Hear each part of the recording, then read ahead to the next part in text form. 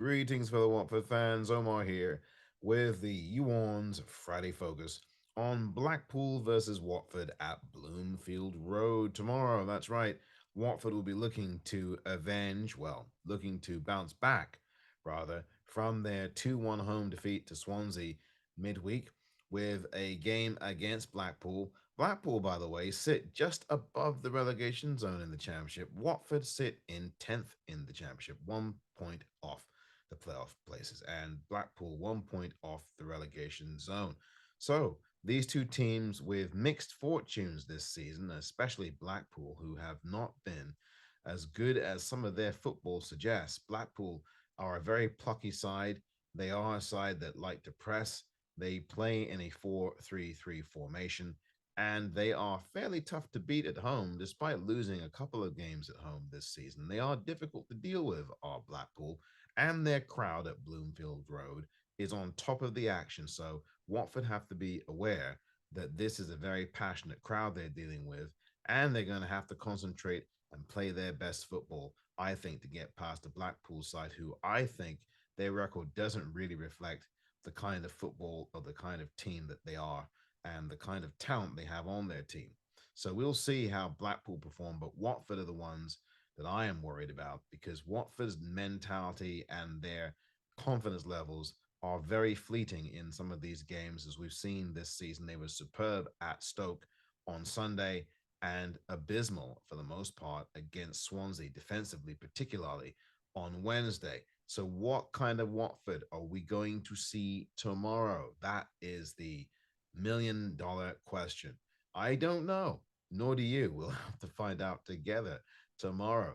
But one thing's for sure, I think there'll obviously be changes in Slaven Bilic's lineup since we've got injuries now, more injuries, with both Sierralta and Gaspar out injured. It's not known yet, as of the time I'm recording this, whether or not they will either be on the bench or not be playing at all. Hard for me to see how either of them will. One of them seemed to have some kind of groin strain. The other seemed to maybe be pulling or tweaking his hamstring or something of that nature. But we will find out, of course, soon enough about their injury status. No word yet, again, as I record this, as to whether or not João Pedro will be ready to play. Tom Cleverley is likely not to feature, and there are other players who are out longer term, like Raymond I and Tom Deli Bashiru. Those players definitely won't be coming into the game against Blackpool tomorrow. But hopefully, I think Slaven Bilic now looks at this opportunity for the younger players to have much more game time. I'd like to see Matty Pollock start. It's almost certainly expected that he will start. Certainly, I expect him to start in this game tomorrow. And I also think that James Morris won't hurt himself either. I think both of these players, Morris and Pollock, did well under the circumstances on Wednesday night in a big spot. No reason to think that they can't play again tomorrow at Bloomfield Road. Camera, not sure if he'll play. He looked very uncertain and very unsteady in the late stages of the game against Swansea. We'll see if he is able to play. If James Morris does play this game tomorrow for Watford, he will definitely be at left back.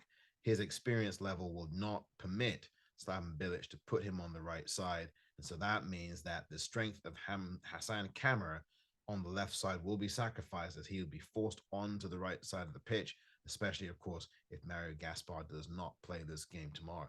That is, again, owing to what I've said all season long, that Watford's squad is very thin. They have a thin squad. And so there is very little wiggle room for Slaven Bilic in terms of who he plays and where he plays them. This is the same thing that happened under Rob Edwards. Rob Edwards had to make do with what Gino Pozzo gave him or left him. And so this has nothing to do with these managers. These squads are not their own. And so that's the key thing here to keep in mind when you watch this game tomorrow. And Michael Appleton, the head coach for Blackpool, has players that are his, players that know his system, players that are well drilled, players that are very tenacious. They will not give up on anything. They are a very good pressing and trapping team, are Blackpool. And they do pull rabbits out of hats, but they're also very skilled and direct as well.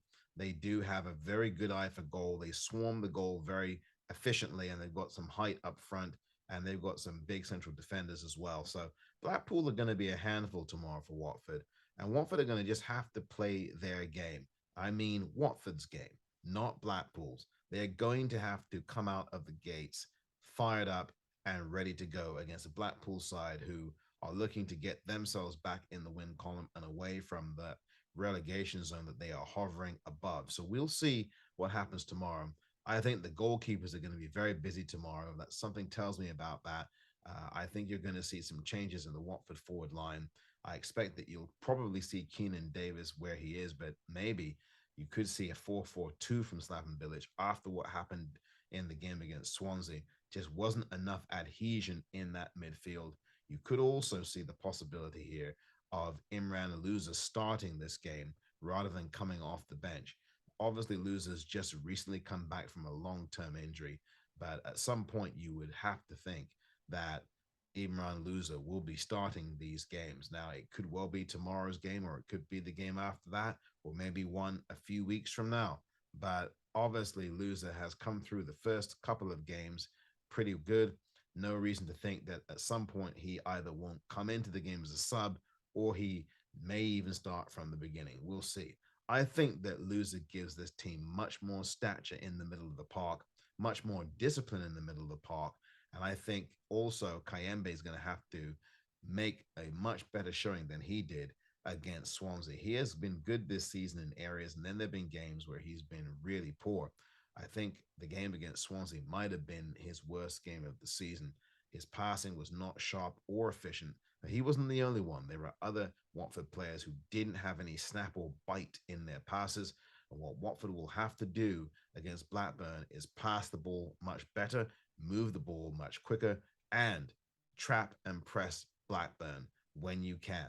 Blackburn are very dangerous in transition. They are able to pick off a pass and instantly go down the other end like Watford were doing against Stoke. So this is going to be a very evenly balanced contest. I expect Blackburn to give Watford a lot of headaches tomorrow, but I do, after all is said and done, expect that Watford will come away from Bloomfield Road with 3 points.